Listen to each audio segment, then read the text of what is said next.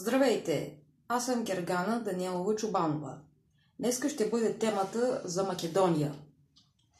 Македония е българска територия, или по-точно Македония на гръцки означава висок.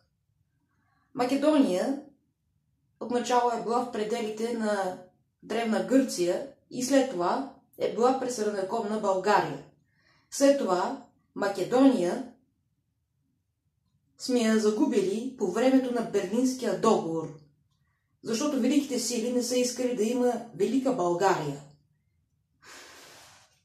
След това Македония попада в ръцете на Сърбия, а преди ръцете на Сърбия е била под влиянието на Османската империя. Но Македония разделят на три: на Егейска, на Пиринска и на Вардарска. Пиринската е при нас, а Егейската е в Гърция, а Вардарската е в Югославия. Македония е болна тема за България. Обаче във Вардарска Македония българите нямат право на нищо. И другото е, че историята на Вардарска Македония или историята на днешна Северна Република България е изопачена. Открадната от средновековна България и от древна Гърция.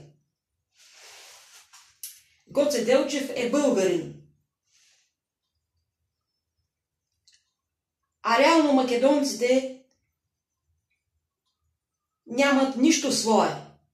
Езика не е техен, историята е българо-гръцка и албанска.